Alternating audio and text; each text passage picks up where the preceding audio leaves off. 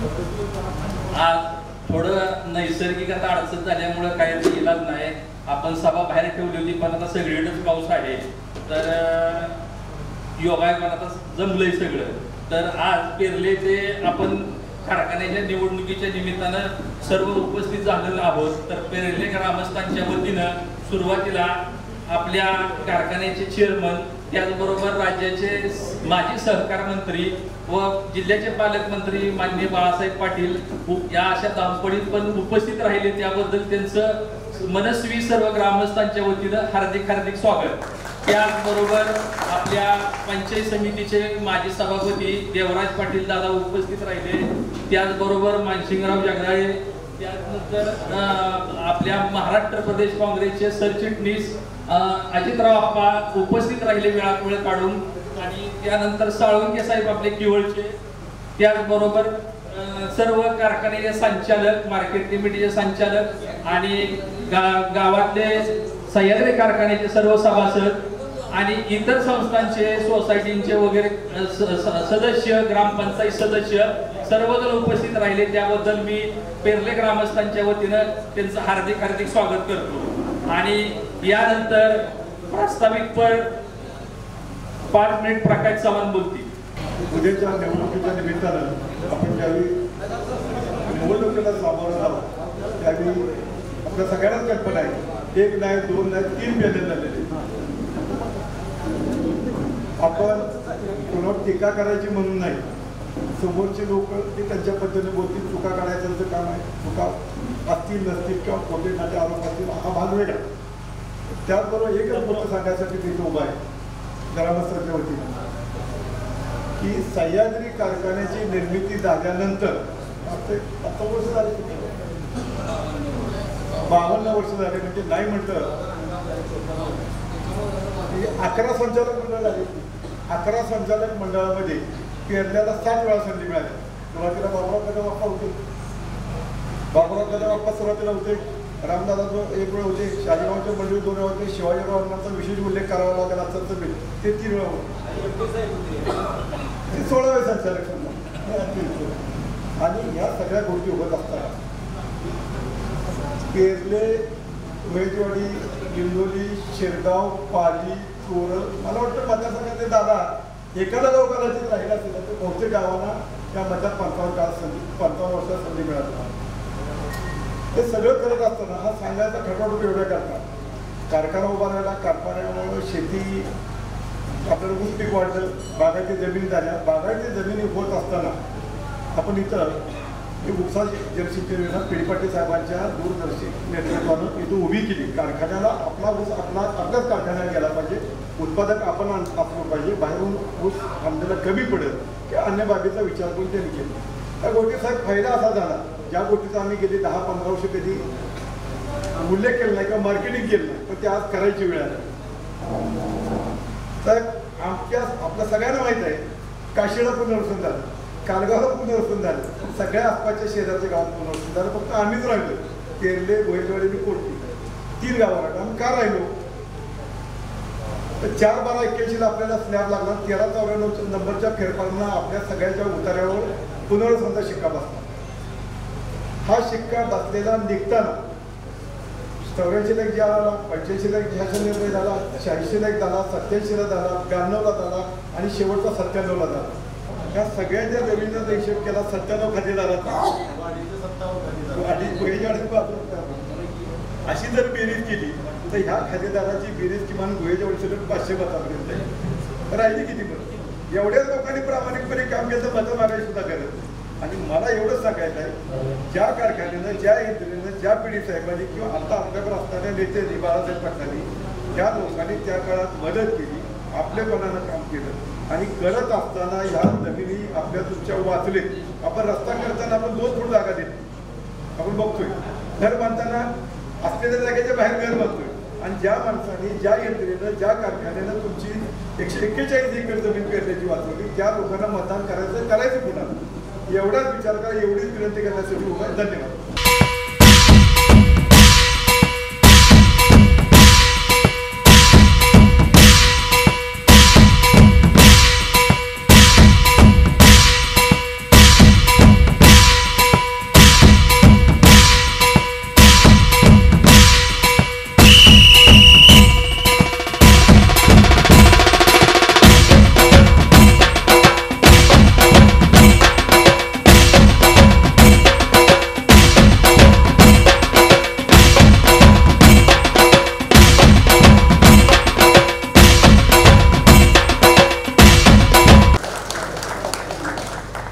संजय गोरे पाली, विजय दादासू निकम इंदोली, तर त्यांना भरघोस मताने निवडून द्या. आज पेरले ते सह्याद्री सहकारी कारखान्याच्या निवडणूक 25-30 साठी आपण ही सभा आयोजित केलेली आहे. या सभेच्या निमित्तानं थोडासा कारखान्यासंबंधी उहापोह मला करायचा आहे की हा कारखाना उभा राहताना आपल्या देशाचे नेते यशवंतराव चव्हाण यांनी दूरदृष्टीनं प्रेरणा दिली आणि त्या प्रेरणेतून आपल्या तालुक्याचे भाग्यविधाते स्वर्गीय पी.डी. पाटील साहेबांनी हा कारखाना अथक परिश्रमातून त्यांच्या सहकार्यांना बरोबर घेऊन उभा केला. आणि ज्या वेळेला यशवंतराव चव्हाण स्वातंत्र्य काळात किंवा स्वातंत्र्यपूर्व काळात ज्या ज्या गावात गावोगाव गेले त्यावेळेला त्यांनी स्वातंत्र्यासाठी गावोगावची चांगली माणसं येऊन स्वातंत्र्यासाठी प्रवृत्त केली. त्यावेळेला त्यांच्या निदर्शनात अशी गोष्ट आली की आपला जो गरीब 2 एकर पासून ते 20-25 एकर पर्यंत आहे तो जवळजवळ कोरडवाहू सगळं क्षेत्र आहे. आणि मग त्यातूनच त्यांना 1960 साली महाराष्ट्राचं मुख्यमंत्रीपद मिळालं. त्यावेळेला कृषी औद्योगिक क्रांतीवर आधारित कच्च्या मालावर आधारित शेतकऱ्यांसाठी काहीतरी आपण उभं केलं पाहिजे. त्यामुळे त्यांनी मोठं धोरण राबवून त्यात धनंजयराव गाडगीळ असतील, विखे पाटील वगैरे मंडळी असतील आणि चव्हाण साहेबांची दृष्टी अशा पद्धतीनं त्यांनी महाराष्ट्रभर कारखानदारी उभा केली आणि त्याच प्रयत्नातून आपला सह्याद्री कारखाना उभा राहिला. तर तो कारखाना उभा करताना सर्वस्वी जबाबदारी म्हणून पी.डी. साहेबांच्या वर त्यावेळेला साहेबांनी टाकली. त्यावेळेला इतर बाबा स्टोरेकर असतील, भिकुनाला असतील किंवा इतर मंडळी असतील ती त्यांच्या बरोबरी नव्हती. त्यावेळेला गावोगाव फिरून या लोकांनी सर्वांनी शेअर्स उभं केलं आणि आपला कारखाना उभा केला. कारखाना उभा करताना फार अथक परिश्रम केलं. म्हणजे आमचा त्यावेळेला जन्म पण नव्हता. मला वाटतं 52-54 वर्ष झाली या गोष्टीला. तर स्वतः साहेब इथं कारखान्यावर दिवसभर येऊन म्हणजे आम्ही ऐकून आहे की जेवायची इथं झाडाखाली इथंच बसून सर्व कारखाना उभा करत होते.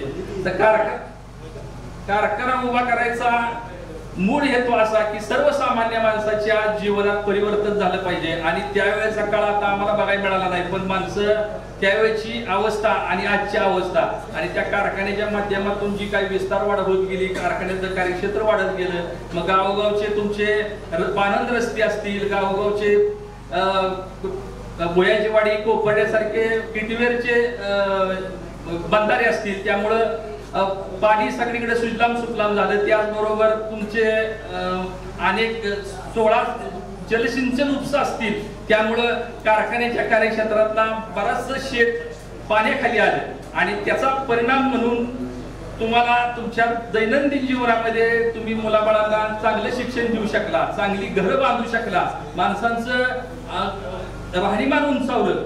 एखाद्या कार्यक्षेत्रातला जर कारखाना चुकीच्या पद्धतीने जर काम झालं तर जवळजवळ 25-30 हजार कुटुंबांच्या गदा येते अशी बरेचशी उदाहरणं तुम्हाला महाराष्ट्रात दिसतील. पण आपल्या सह्याद्री कारखान्याचं जर तुम्ही त्यावेळेपासून जर नियोजन बघितलं तर काटेकोर तुमचं वजन आहे, वजनावर तुमची कसली तक्रार नाही, तुम्हाला वेळेत बिलं येतात, तुम्हाला चांगला महाराष्ट्रातला उच्चांकी दर मिळतो आणि आपण एखाद्या विश्वासानं मांडीवर डोकं ठेवावं अशा पद्धतीनं तुम्हाला कधीच वाटत नाही की बाबा आपण ऊस काढला की आपल्याला बिल मिळणार नाही, काय नाही. साहेब मागा आम्ही 20-25 वर्षापूर्वी ऊस घातली बाहेर बऱ्याच जणांनी तर पाटे जाऊन त्या कारखान्यावर बसायचो. काय डोकं फिरायची बारी म्हणजे पैसे मिळते का नाही कोणाला. ती मागे सोयाबीनचा पण किस्सा आमच्या गावात झाला, आम्ही घातला असं आम्ही विचार नाही. तर ती अशी अवस्था नाही. फार विश्वास लोकांचा आपल्या कारखान्यावर आहे आणि ती विश्वासार्हता निर्माण करायचं काम पी.डी. साहेबांनी केलं. तोच वारसा आपल्या कारखान्याचे चेअरमन बाळासाहेब पाटील पुढे चालवत आहेत आणि ज्यांनी पॅनेल उभं केलंय त्यांच्यासाठी मला बोलायचं आहे की तुम्ही तुमचा कारखाना उभा करा ना. तुम्ही इकडे कारखान्यावर आमच्या टीका करताय, आमच्या म्हणजे सभासदांच्या कारखान्यावर टीका करताय. तुमचा खासगी कारखान्याचा दर काय आहे?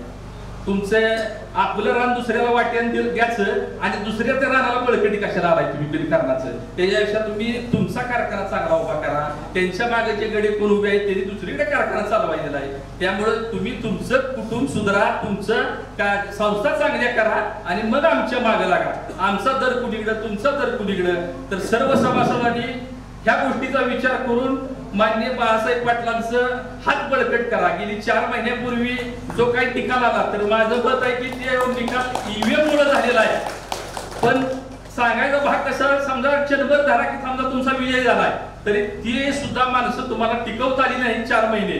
आणि ज्या माणसानं 25 वर्ष झाली या कारखान्याची धुरा चांगल्या पद्धतीने सांभाळली, आमदारकी चांगल्या पद्धतीने सांभाळली, गावोगाव प्रत्येकाच्या सुखदुःखात हा माणूस गेलाय. तुम्हाला 4 महिन्यात तुमची पार्टी सांभाळायला नाही, तुम्ही कारखाना काय सांभाळणार आहे. त्यामुळं ह्या गोष्टीचा सगळं सभासदांनी विचार करून आपण बाळासाहेब पाटलांचा हात बळकट करूया.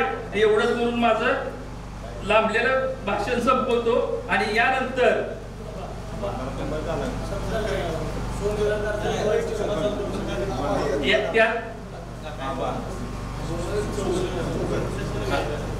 आताच कार्यक्रम चालू असताना आम्ही परवा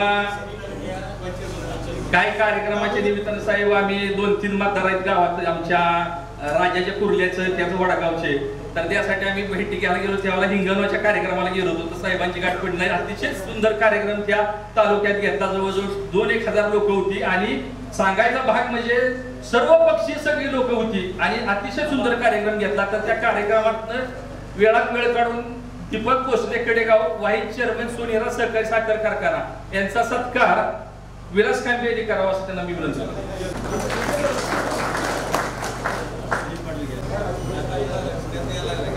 घातलेल्या सह्याद्री कारखान्याच्या 25वार्षिक निर्मितीच्या निमित्तानं आज या कृष्णाधडीच्या केरले या गावी प्रचार सभा या ठिकाणी होत आहे.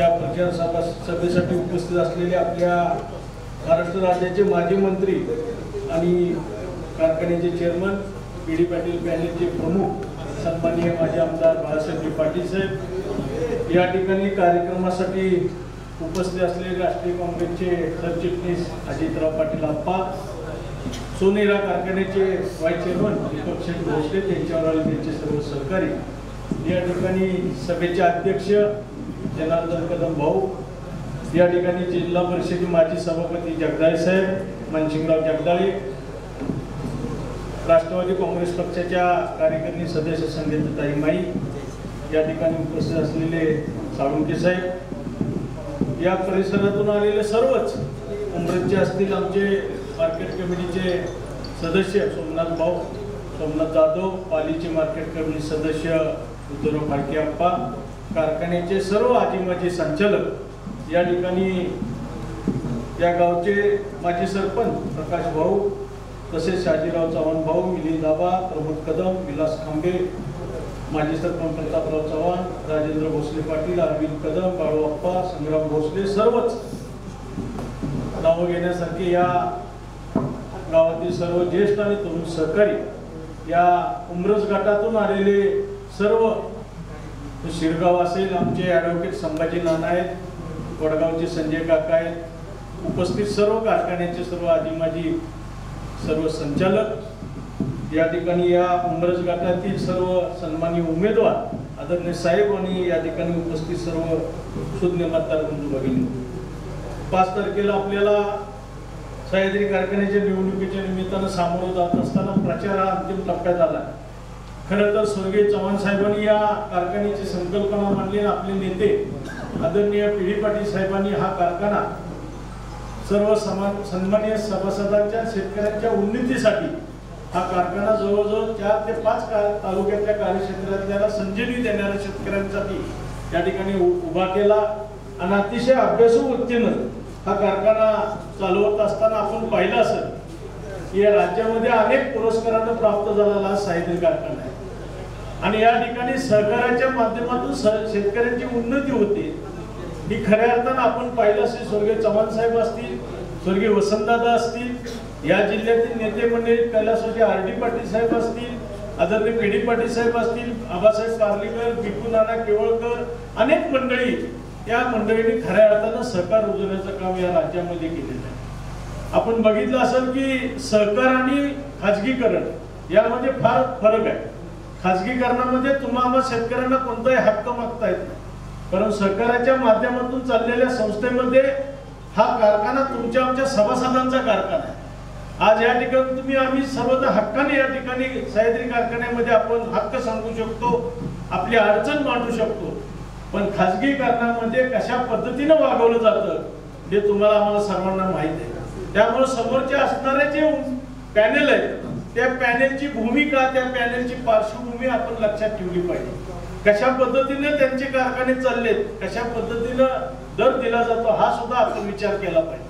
मगाशी या गावातले प्रश्न प्रकाश भाऊंना अतिशय बोट तिडकीने मांडले की या ठिकाणी असणाऱ्या सन्मानित शेतकऱ्यांच्या सातबाऱ्यावर जो शिक्का होता पुनर्वसनाचा तो या ठिकाणी नष्ट करण्यासाठी सुद्धा तो शिक्का घालवण्याचं काम आदरणीय आमदार बाळासाहेब पाटील साहेबांच्या माध्यमातून आपल्या सर्वांच्या प्रयत्नानं झालेलं आहे.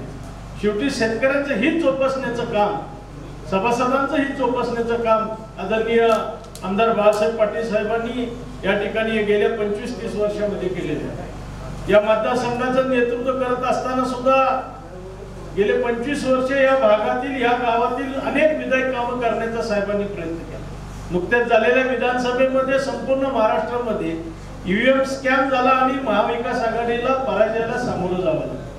अपघातानं आलेली सत्ता थोडक्यात सांगायचं झालं तर त्याची आता चुणूक आपल्याला दिसू लागलेली. शेतकऱ्यांचा कर्जमाफी किंवा शेतकऱ्यांचा सातबारा कोरा करणार ही ग्वाही युतीच्या सरकारने दिली. आज काय आपल्याला पाहायला मिळतं तुम्ही बघताय. लाडक्या बहिणींच्या बाबतीमध्ये सुद्धा आता अनेक निकष लावून या बहिणींना सुद्धा वंचित ठेवण्याचं काम चालू आहे.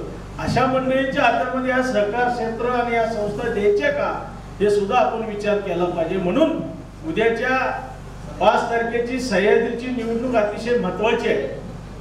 या समोरच्या पॅनेलच्या पायाखालची वाळू सरकलेली आहे. तुम्ही बघा आता ही एक मतावर आलेली आहे. मगाशी आम्हाला सांगितलं मसूरमध्ये जगदाय साहेब म्हणले आता एक मतं मागायला लागले. आपल्याही भागामध्ये अशा पद्धतीचा प्रचार सुरू झालेला आहे. समोरच्या पॅनेलवाल्यांना दिसलेलं आहे की सभासद हा सुज्ञ आहे, स्वाभिमानी सभासद आहे सह्याद्रीचा.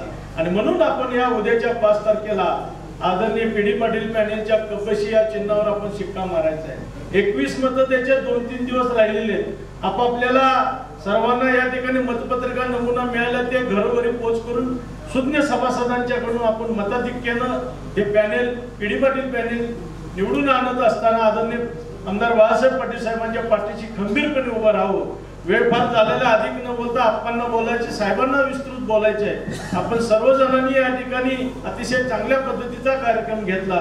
या ठिकाणी आमचे स्नेही दीपक शेठ भोसले, आदरणीय माजी मंत्री बाळासाहेब विश्वजित कदम साहेबांचा सुद्धा आणि तिथे असणारी इतर मंडळी पृथ्वीराज बाबा असते या सर्वांचा आपल्याला पाठिंबा आहे. आणि त्या दृष्टिकोनातून घाटावर सुद्धा चांगलं वातावरण आहे. त्यामुळं उद्याच्या 5 तारखेला आपण पीडी पाटील पॅनेलच्या पाठीशी खंबीरपणे उभं राहावं एवढीच विनंती करतो. आणि मी माझे थोडक्यात 2 शब्द संपवतो. जय हिंद, जय महाराष्ट्र.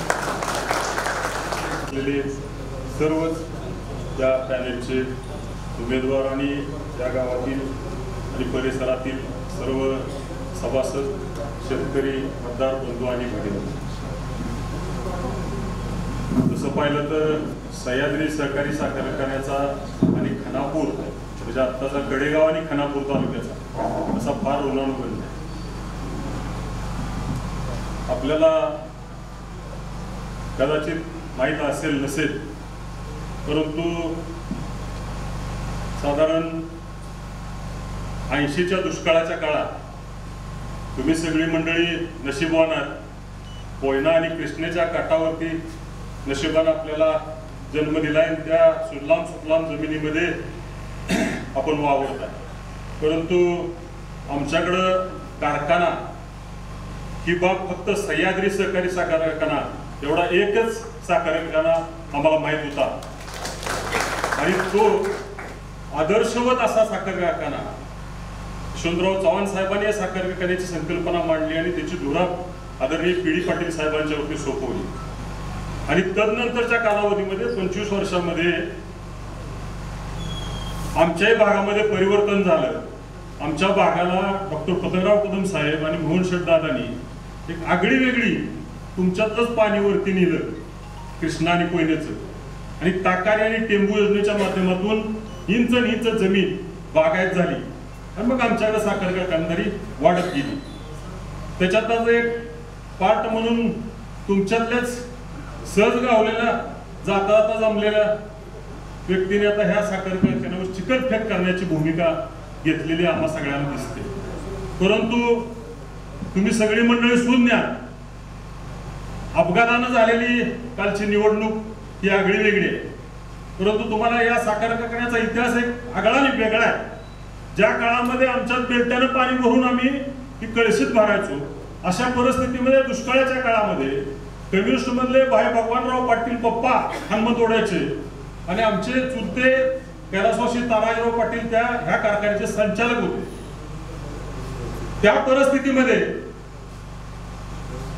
आमच्या परिसरामध्ये एवढा प्रचंड मोठा दुष्काळ होता आणि पशुधन तर सोडाच, माणसाला खायला अन्न नसायचं किंवा माणसाला जगण्याइतकं पाणी प्यायला मिळायचं नाही, इतकी बिकट परिस्थिती होती. त्या परिस्थितीमध्ये महाराष्ट्रातली पहिली चारा छावणी जर कुणी चालू केली असेल तर ती पी.डी. पाटील साहेबांनी सह्याद्री सहकारी साखर कारखान्याच्या माध्यमातून चालू केली. एक आगळी वेगळी भूमिका, शेतकऱ्याला जोपासण्याची भूमिका, सर्व सभासदांना बरोबर घेऊन जाण्याची भूमिका. सभासदाचा हा साखर कारखाना आहे आणि तो मला चालवायला फक्त सभासदांनी दिलाय, ही भूमिका पी.डी. पाटील साहेबांची पण होती. तीच भूमिका आजच्या बाळासाहेब पाटलांच्या. आणि नेमका विषय असा आहे की तुम्हाला आता इथं खाली कोणीतरी सांगत असेल वर काय ना, खाली आलं की म्हणायचं, वर गेलं की म्हणायचं खाली काय ना. पण आमच्यात एकदा ठरलं, आमच्या नेत्यानं आदेश दिला, त्याचं जिवंत उदाहरण आहे. लोकसभेला अपक्ष खासदार कोणी निवडून येत नाही, संबंध देशामधनं विशाल पाटील हा एकमेव खासदार निवडून आलाय. हे सांगण्याचं तात्पर्य एक आहे की विश्वजित कदमाने एकदा आदेश दिला की त्याच्यामध्ये बदल कुणीही करत नाही. त्याची कारणं अनेक आहेत. सगळ्या मतदारांना, सगळ्या लोकांना विश्वासात घेऊन मनापासून जपणूक करण्याची भूमिका डॉक्टर पतंगराव कदम साहेबांच्या नंतर विश्वजित कदम घेत आहेत. त्याच्यामुळं तुम्ही निश्चित राहा, वर काय घोटाळा नाही, तुम्ही फक्त खाली घोटाळा होऊ देऊ नका. आणि जर तुम्ही घोटाळा केला तर तुम्ही पापाचं धनी व्हाल. का म्हणतोय पापाचं धनी व्हाल? तर सहकारी संस्था ज्याला चालवता येत नाही त्या माणसाच्या हातात जर तुम्ही देण्याचा प्रयत्न केला तर उद्या भविष्यातल्या पिढीला तुम्ही उत्तर काय देणार आहे? त्यामुळं निश्चितपणानं कबशी शिवाय दुसरं डोक्यात काही ठेवू नका. आणि आपण सर्वजण सुज्ञपणानं पी.डी. पाटील पॅनलला आपण विजय करावं एवढीच विनंती करतो आणि थांबतो. सह्याद्री सहकारी साखर कारखान्याच्या पंचवार्षिक निवडणुकीच्या निमित्तानं पेरले गावच्या सभेचे सन्मान्य अध्यक्ष, प्रमुख, सह्याद्री सहकारी साखर कारखान्याचे चेअरमन, माजी सहकार मंत्री आदरणीय बाळासाहेब पाटील, देवराज पाटील, मानसीरावजी जगदाळे, आदरणीय माई, भास्कररावजी गोरे, आत्ताच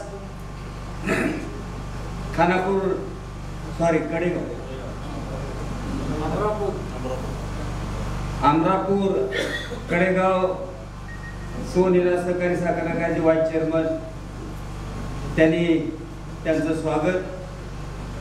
उमेदवार आजी माजी संचालक आदरणीय संभाजीराव वकील साहेब, मानसिंगरावजी, सर्व मान्यवर, मगापासून प्रकाशरावने सांगितलं 7-12 काढून दाखवलं. आज बाबा पाणी आणलं चव्हाण साहेबांनी, हे सोडलं जननायक दुसरे कवडी मोराची डबडी सगळी जननायक. आणि पेरल्यासारखं सदन गाव म्हणजे किती हुशार आहे बघा. ब्रिटिश काळात पाणी पाहिजे पण ह्याच्यात नाही, का कशात, पुनर्वसत मध्ये नाही, उंबरज नाही, कोपर्ड नाही. आमची गरीब गावात नसून दिसून ही गाव कसं ही. आता हे म्हणले आम्ही, तुम्ही भाग्यवान नदी काठा जेव्हा आल्या का, तुमच्या नदीला पाण्याची आता आमच्याकडे नदीला पाणी. मी कडेपूरकडे गेलो होतो परवा, काय वाहते का म्हटलं, उन्हाळा आहे का पावसाळा आहे? म्हणजे ह्यांनी ओळायचं बेल्ट्यानं पाणी भरीत होतो, आम्ही घागरीनं भरतो ना, आता आमच्यावर बेल्टे वाले पाहिजे. आपण विनोदाचा भाग सोडला तर हे 50-60 वर्षात काँग्रेस पक्षाने केलेलं काम, हे काम काँग्रेस पक्षाने केलेलं काम. म्हणून तुम्ही आम्ही आता मगाशी सांगितलं, गेल्या वेळेला मी पालित बोललो होतो ईव्हीएम, आता ते सुधारित शब्द करतो, ईव्हीएम आमदार. आता ईव्हीएम आता बाळासाहेब पाटील 43,000 पडले, पृथ्वीराज चव्हाण 40-45,000 पडले.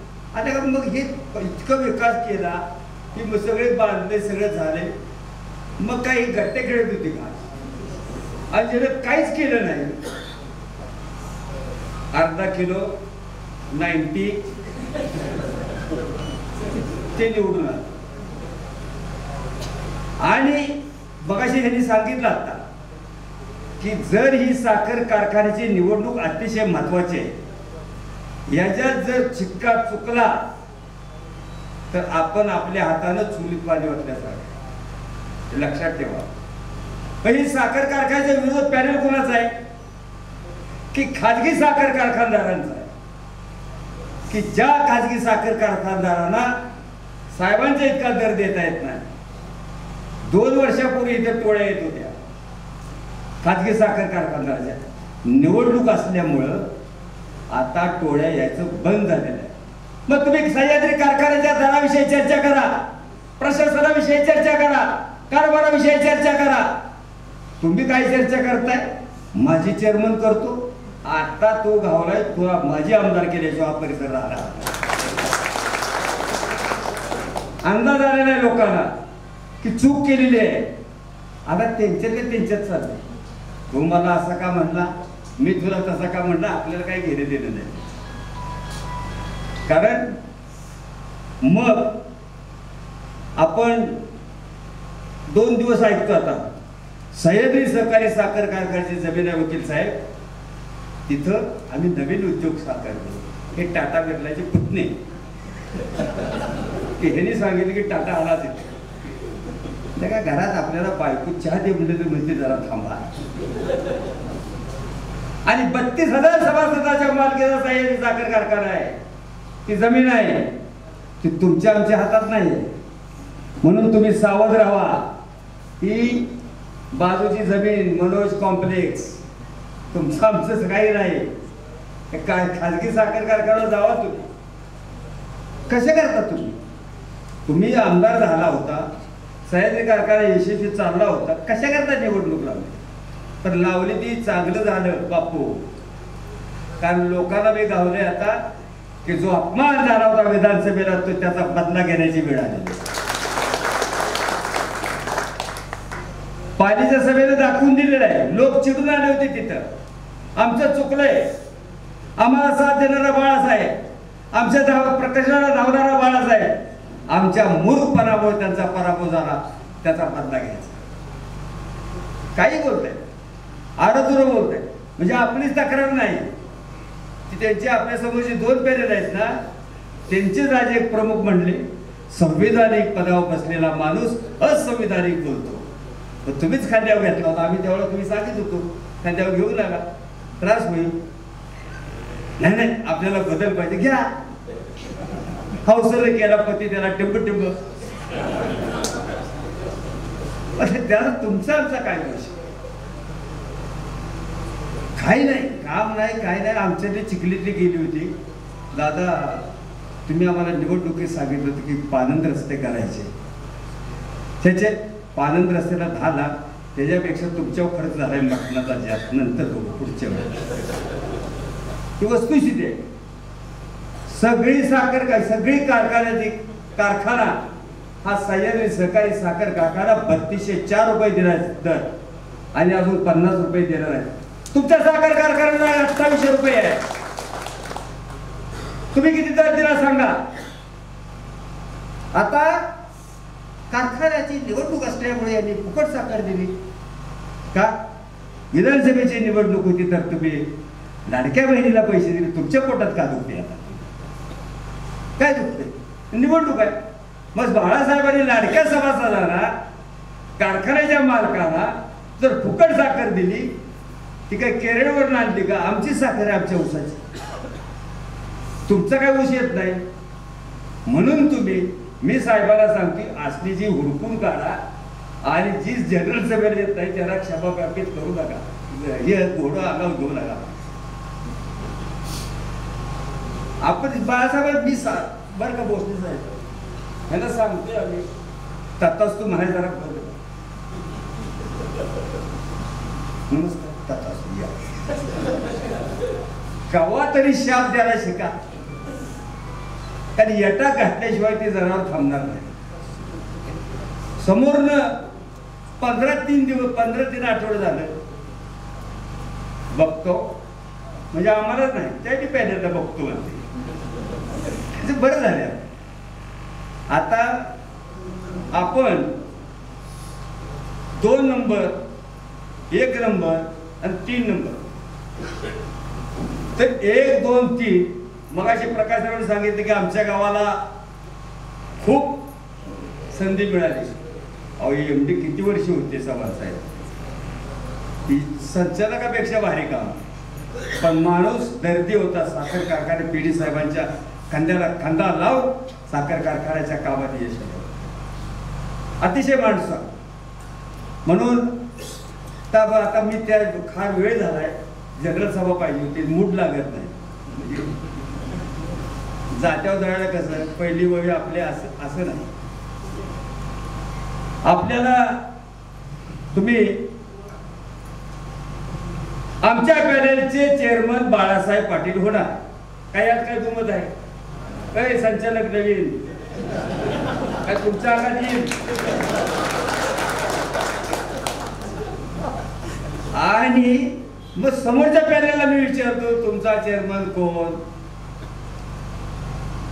त्यांचा चेअरमन कोण नाही, पण एमडी ठरलाय माझा भाव. माझ्या भावाचा म्हणजे पगार परवडणार नाही. कसा परवडेल? म्हणून तुम्ही हे धोके लक्षात ठेवा. धोके लक्षात ठेवा. तुम्ही पडद्याआडनं सगळं चाललेलं आहे. म्हणून आपल्याला बाळासाहेबांच्या नेतृत्वाखाली आपल्याला हे पॅनल निवडून द्यायचं. आपण साखर कारखाना 3204, गेल्या वर्षी 3150, अजून ते 50 रुपये देणार आहेत, म्हणजे 3254 झाले. आपल्याला काय पाहिजे? फक्त आता ऊसाची जी तोड आहे ती आपल्याला वेळेवर आपला ऊस जात नाही. आता कसं जाणार सांगा? आपण आपल्या काळात आबा जन्मतारीख काय असायची?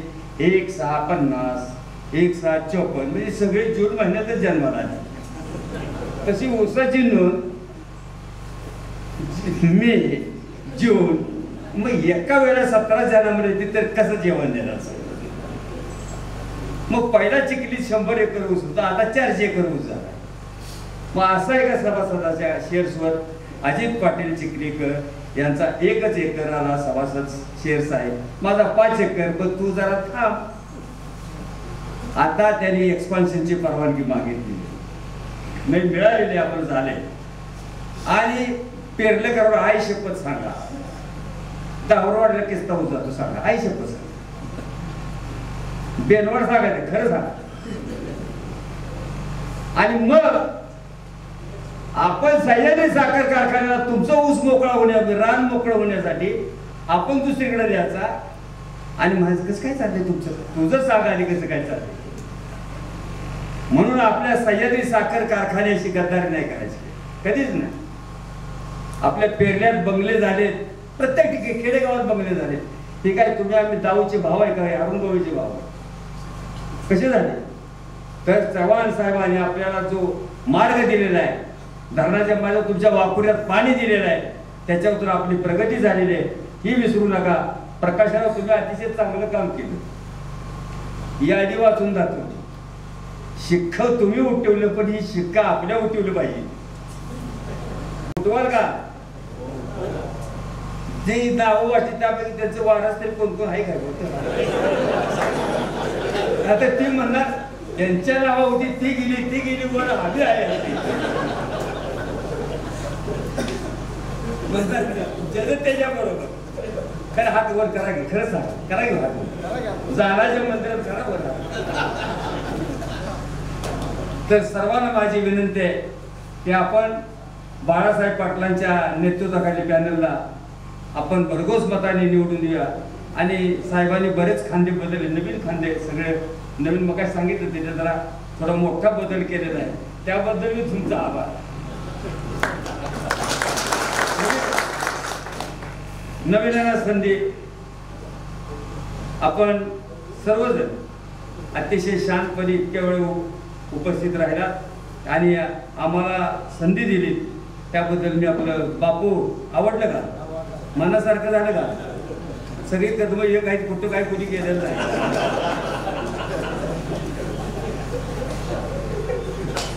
चव्हाण जाग्यावर आहेत, भोसले जाग्यावर आहेत, कदम आहेत, काही अडचण नाही. खांबे खांबे आहेत काय मग अडचण काय काही नाही. टी.डी. पाटील साहेबांनी जेवढं पेमेंट दिले साहेब कोणाला कुठल्या गावाला दिलं नाही. म्हणजे मला माहित आहे आम्ही विरोधात होतो, आमच्या अंगात येत होतं, तरी पण पेरल्यात काय हालत नव्हतं. म्हणून पेरलेकरांना माझा म्हणजे भोसले साहेब हे सगळ्यात तालुक्यातलं एक नंबर जमिनीचं गाव, सुपीक, कुठं चढ नाही उतार नाही काय नाही. आता बेस्टपैकी पूल झालेला आहे, कोणावर जाऊन गळ टाकतात, मासे खात्याची काही अडचण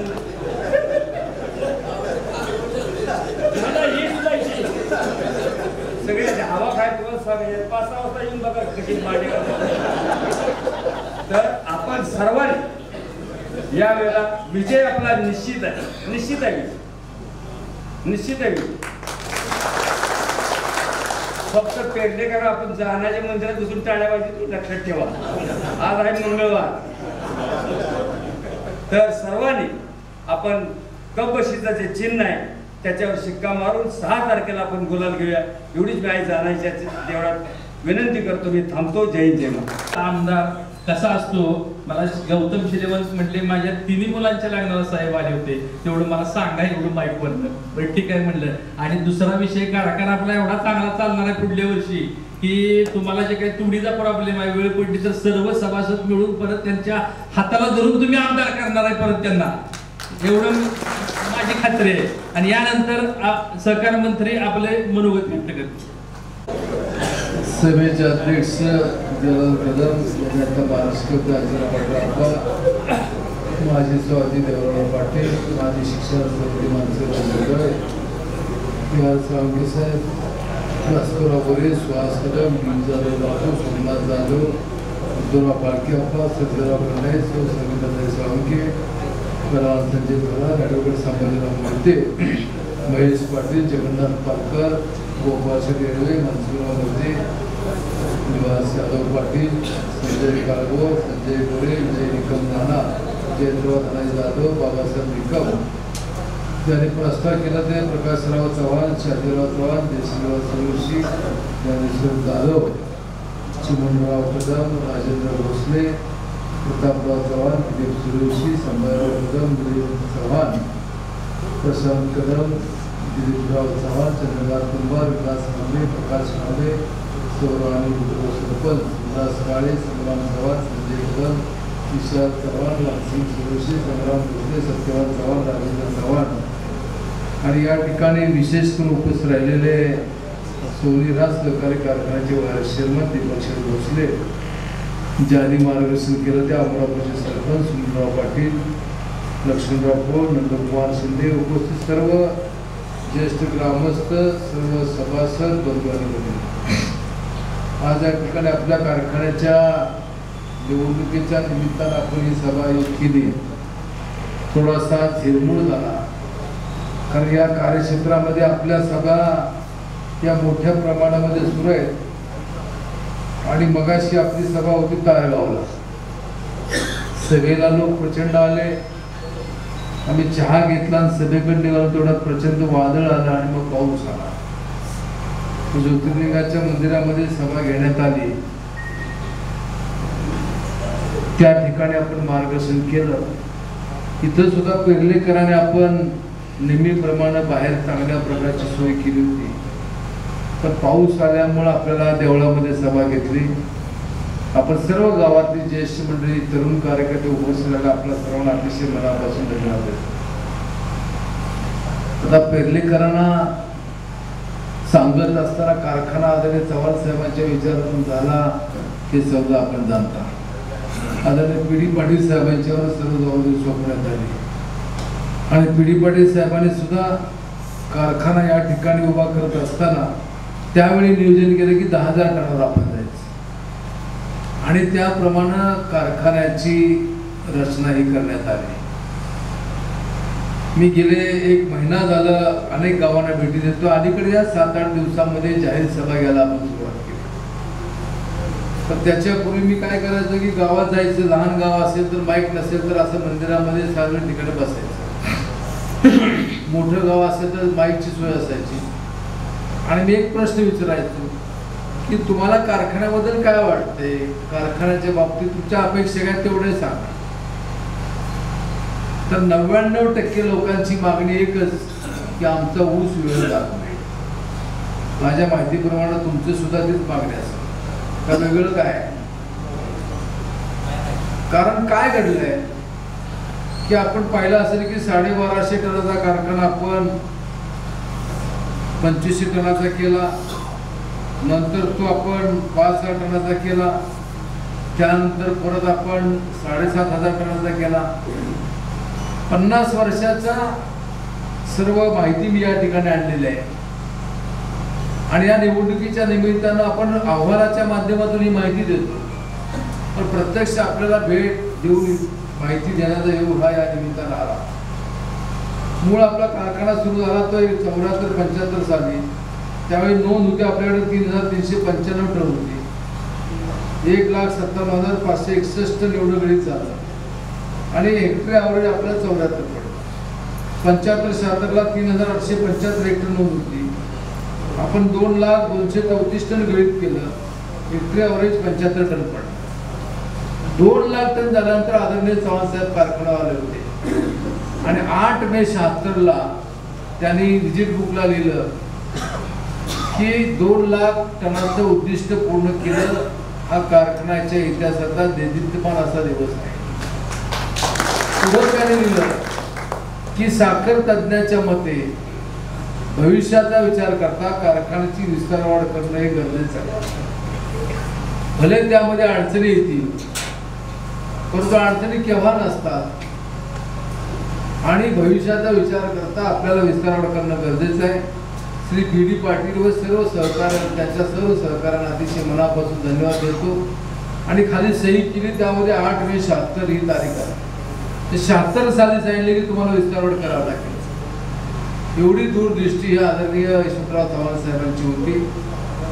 त्यानंतर एक साल मी सांगतो तुम्हाला, 22 हंगाम 95-96. त्यावेळेस आपण 18,513 हेक्टर नोंद होती.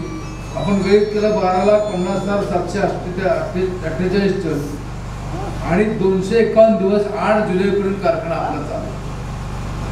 हे का शक्य झालं तर सहकारातला कारखाना असल्यामुळे शक्य झालं. नंतरच्या काळामध्ये आपण बघितलं तर आपलं हेक्टरी उत्पन्न सातत्याने 100च्या आत होतं. पण एक वर्ष असं आलं 13-14 साल की त्या 13-14 सालामध्ये हेक्टरी उत्पन्न आपलं 103 टन झालं. तेव्हापासून सातत्यानं हेक्टरी उत्पन्न हे 100 टनाच्या पुढे आहे. तर सांगायचं तात्पर्य हे की आता दिवसेंदिवस उत्पन्न वाढते, क्षेत्र वाढते, महाराणाची जमीन त्या ठिकाणी उलिताखाली येते आणि मग या सर्व गोष्टीचा विचार करून आता नवीन एक AI टेक्नॉलॉजी ती आली तर 1,200 टनाच्या पुढे हेक्टरी ॲव्हरेज आहे. या सर्व गोष्टीचा विचार करून आपण विस्तार करण्याचा निर्णय घेतला. वेळ झाला गोष्ट करे, हे आम्ही काय नाकारत नाही. कारण मध्यंतरी भाजप सरकार आला, आपल्याला परमिशन मिळालं नाही. नंतर मला आपण सर्वांनी 5व्यांदा विधानसभेवर संधी दिली आणि त्या संधीच्या माध्यमातून आपण या आपल्या कारखान्याची परमिशन मी माझ्या स्वतःच्या सहीने त्या ठिकाणी घेतली आणि त्याचा DPR आपण केला. रशिया-युक्रेनचं युद्ध आलं, त्या काळामध्ये स्टीलचे दर वाढले, DPR बदलावा लागला. त्यामध्ये काही काळ गेला पुन्हा असंच 23 मे 23ला मोठं वादळ आलं, त्यामध्ये काही भाग शेडचा भाग त्या ठिकाणी कोलॅप्स झाला आणि मग पुन्हा काम आपण अंतिम टप्प्यामध्ये घेतलं. विस्तारवाढ करत असताना चर्चा होत असताना 2 पर्याय होते की आहे त्या कारखान्यामध्ये मॉडिफिकेशन करणं किंवा नवीन प्लॅन टाकणं. पण बऱ्याच तज्ञांचं म्हणणं असं पडलं की नवीन टेक्नॉलॉजी तुम्ही स्वीकारली पाहिजे का, कारण तुम्ही 74-75चे मिल चालवत आहे, 93-94चे मिल चालवत आहे. आता ही टेक्नॉलॉजी नवीन घेतली पाहिजे आणि त्या दिवशीनं आहे त्या कारखान्याच्या शेजारी आपण एक नवीन प्लॅन्ट उभा केला की ज्याचं वजन काटे सुद्धा नवीन आहे, केन अनलोडर सिस्टीम नवीन आहे, गव्हाण नवीन आहे, फायबरायझर नवीन आहे, 5 मिल नवीन आहे, बॉइलिंग हाऊस नवीन आहे, शुगर ग्रेडर नवीन आहे, बॉयलर नवीन आहे, टर्बाईन नवीन आहे आणि 5 लाख क्विंटलचे गोडाऊन सुद्धा नवीन बांधलेले आहे. एवढं सगळं आपलं मध्यंतरी आपण ट्रायल घेतली. त्या ट्रायलमध्ये काय प्रश्न आले, EPS सिस्टीममध्ये त्या ठिकाणी अपघात झाला. साधारणपणे अपघात झाल्यानंतर मी लगेच कारखाना गेलो, तो थर्मॅक्स इंजिनियर आले होते. त्यांना विचारलं बाबा अशा प्रकारे अपघात कुठं कुठं घडलं, तर त्यांनी सांगितलं की पूर्वी एक नंदी शुगरला घडला होता, एक दौंड शुगरला घडला आणि एक माळेगावला घडला होता. सुदैवानं मनुष्यहानी झाली नाही. 3 त्या ठिकाणी उत्तर प्रदेश बिहारचे कर्मचारी होते. एक तिथं जवळ होता, पक्कड घेऊन वर निघाला, तो खाली त्यानं उडी मारली, भीतीनं त्याच्या पायाला लागलं. 2 शेजारी कन्व्हेयर बेल्टवर होते, त्यांना एक पोलवरनं घसरत आला, त्याला खरचटलं, दुसऱ्यानं वरनं उडी मारली, त्याच्या नडगेला लागलं. त्यांना हॉस्पिटलमध्ये नेलं. सेफ्टी ऑफिसर तिकडे गेले, कार्यकारी संचालक गेले, मी चौकशी केली आणि मग परत असं झालं की तिथं गेल्यानंतर मग त्या अधिकाऱ्याशी मी चर्चा करत होतो आणि नंतर काही लोक हे त्या पेशंटला बघण्यासाठी म्हणून हॉस्पिटलमध्ये गेले. आता अलीकडे काय झाला प्रकार की रुग्णाला बघायला जाताना सुद्धा शूटिंग घ्यायची पद्धत आहे आणि मग त्याप्रमाणे शूटिंग घेतलं, हॉस्पिटलमध्ये बघायला गेले, तिथं बघितलं आणि मग ते व्हायरल केलं. आता हे व्हॉट्सअपचं युग आहे. माझा प्रश्न असा आहे की जर सह्याद्री कारखान्यामधल्या कामगारांची, ज्या ठिकाणी कॉन्ट्रॅक्टरचे कामगार आहेत, त्यांची आपल्याला एवढी जर त्यांच्या जीवाची काळजी आहे, तर 21 सालच्या महाशिवरात्री दिवशी एका कारखान्याच्या, खाजगी कारखान्यात चीफ केमिस्ट म्हणून यात्रा बघत असताना का तुम्ही बघायला गेला नाही? झालं बदल असू दे, माणुसकी नावाचा प्रकार जर होता तर तुम्ही बघायला जायला पाहिजे होतं ना. त्या काळामध्ये मी गेला नाही आणि निवडणूक पुढे आले म्हणून अशा प्रकारच्या काम करण्याची प्रवृत्ती या लोकांची. मी अनेक गावामध्ये फिरत असताना मी जयपूरला गेलो होतो, नावी बुद्रुकला, आणि तिथे गेल्यानंतर काय झालं की तिथं गेल्यानंतर एका सभासदाने मला सांगितलं की साहेब अमक्या कारखान्यात टोळ्या इकडे का आल्या नाहीत. म्हणून मला काय माहिती बाबा का आल्या नाहीत. तर त्यांनी सांगितलं की त्यांचा जर 28 रुपये, आपला जर 3204, अजून 50 रुपये तुम्ही देणार आहात. आणि मी तुलना होऊन म्हणून त्या ठिकाणी आले नाही. दुसरं त्याने सांगितलं की मी आपल्या वजन काट्यावर गेलो, मला कुणीही त्या ठिकाणी हटकलं नाही. लोकांच्या मध्ये हा विश्वास हा त्या ठिकाणी मोठ्या प्रमाणामध्ये आहे. आणि अशा परिस्थिती आपली निवडणुकी होते. पेरलेकरांना आता जास्त काय सांगितलं पाहिजे अशा प्रकारची परिस्थिती नाही. राजकीय दृष्ट्या आपण प्रगल्भ आहात, जागरूक आहात आणि आपण उत्साहाने हा कार्यक्रम करत आज या ठिकाणी घेतलेला आहे. त्यातून लक्षामध्ये येतं की आपलं मतदान 100% पी.डी. पाटीलला होणार.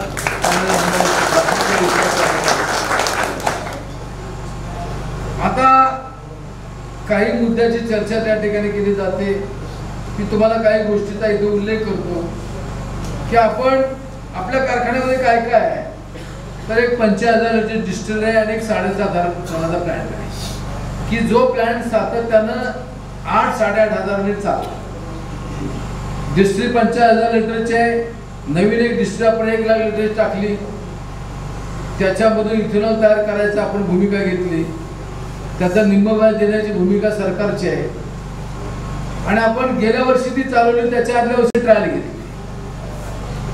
ती ज्यावेळेस आपण उभी केली, आपला DPR होता 132 कोटी 22 लाखाचा. आपण ती उभी केली 124 कोटी 4 लाखामध्ये आपण उभी केली. आणि गेल्या वर्षभरामध्ये आपण त्याची 35 कोटी 40 लाखाची कर्जाची परतफेड केलेली आहे. आता नवीन जो कारखाना आपण उभा करतोय त्याच्या कर्जाची चर्चा फार मोठ्या प्रमाणावर केली जाते.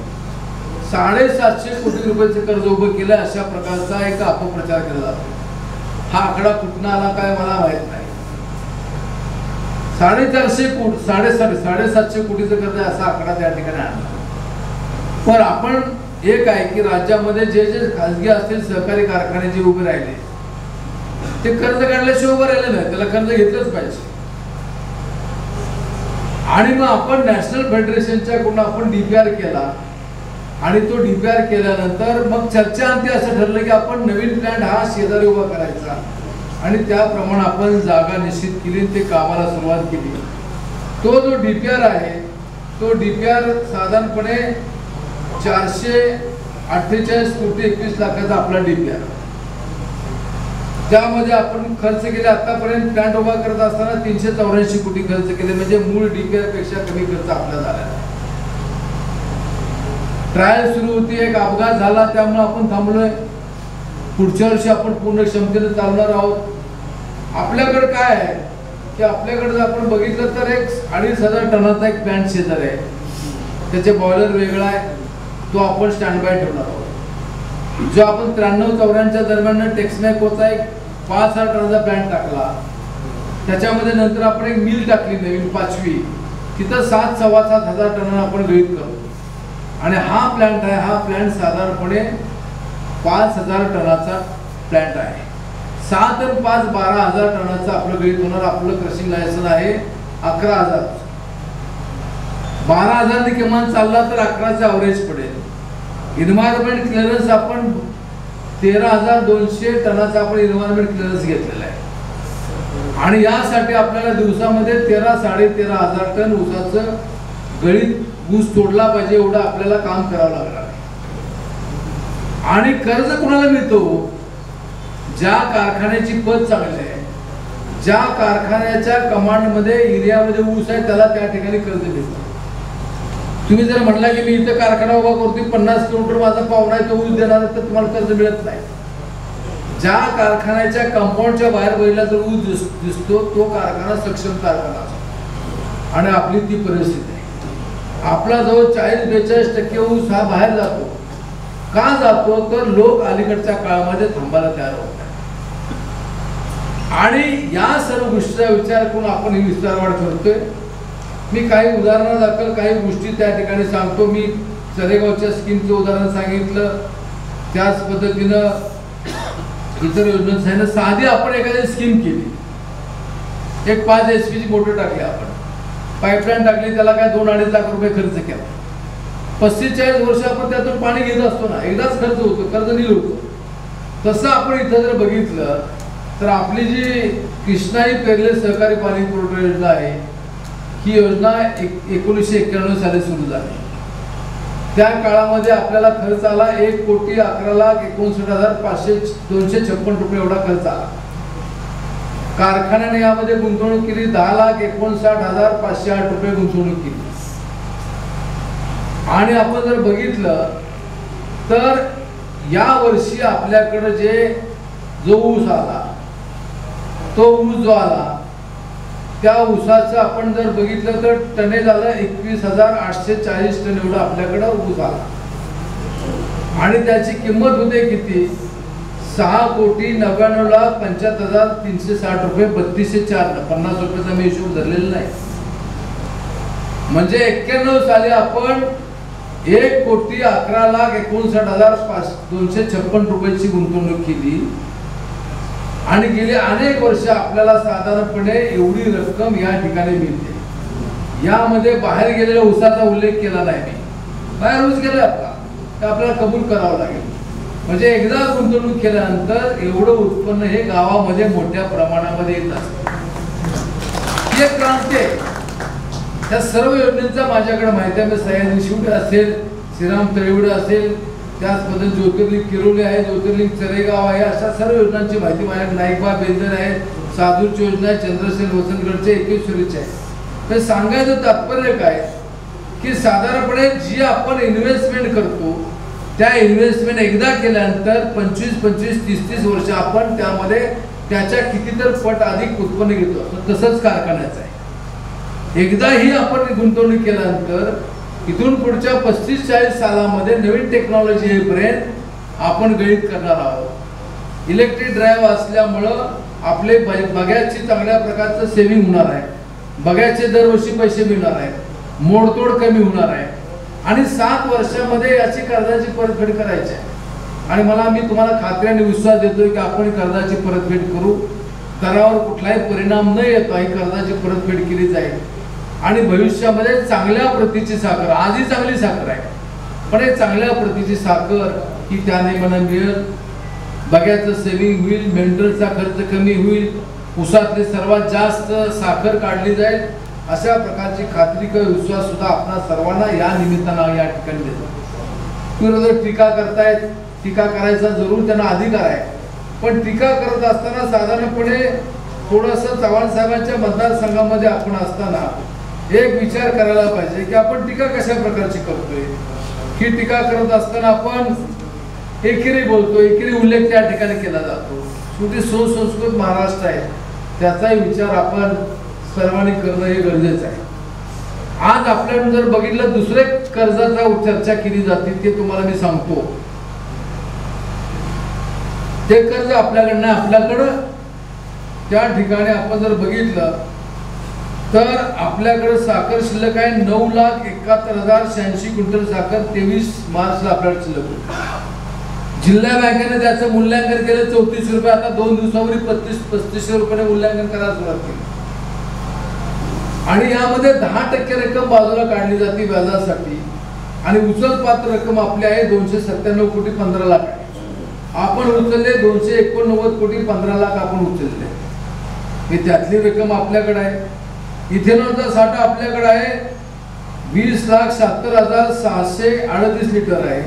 त्याचा दर अंदाजे 60 रुपये 73 पैसे आहे.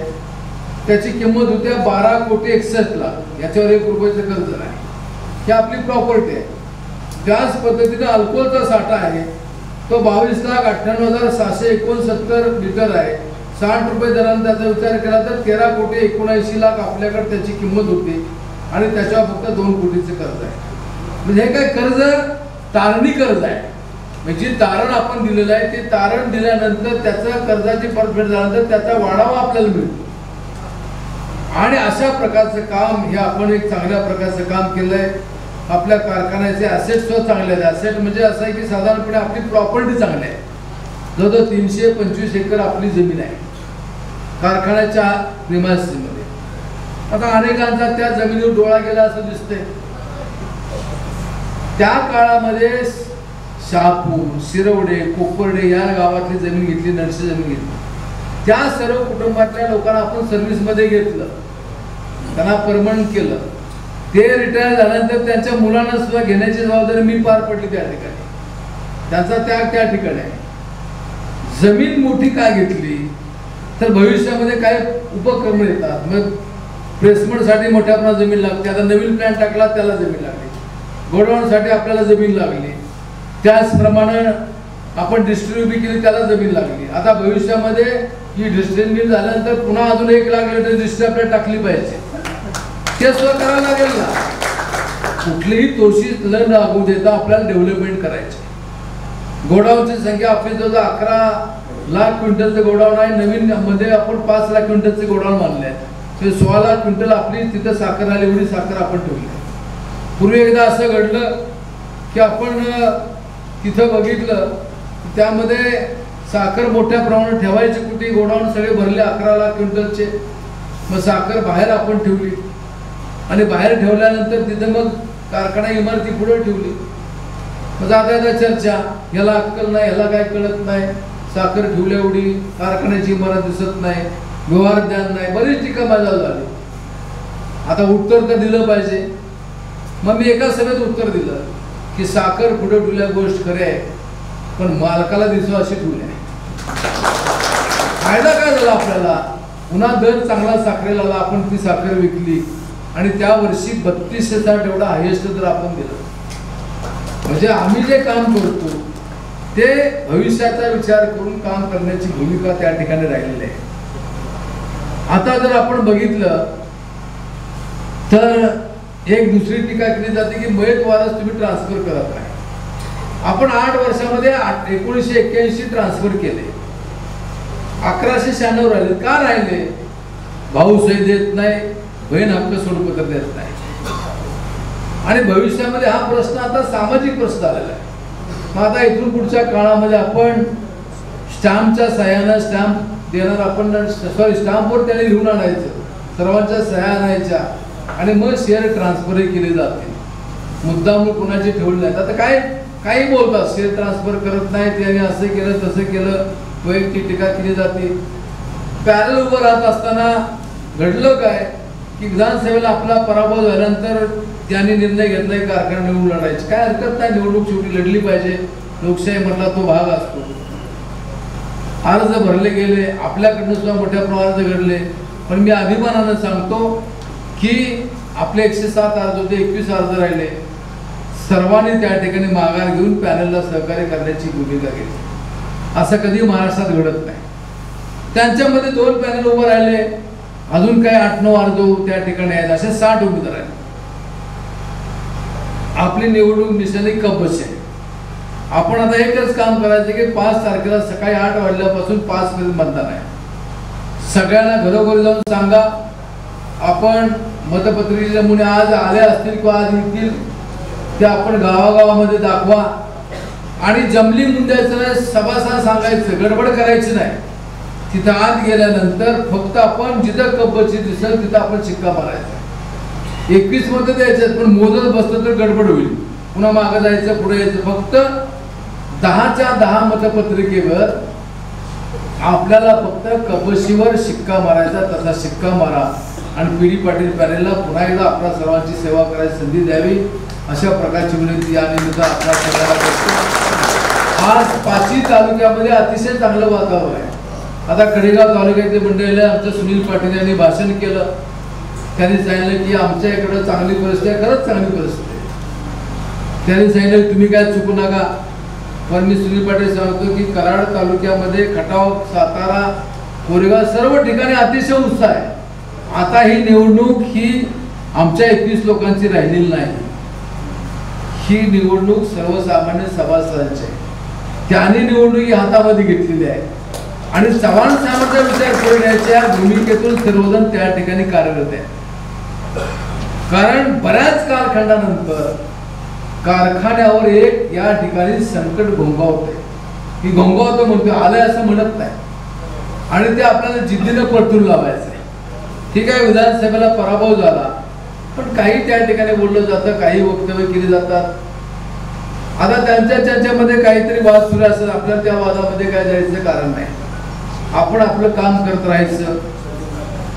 आम्ही निर्णय घेतला छाननीच्या वेळेस की मी कुणावर ऑब्जेक्शन घेणार नाही.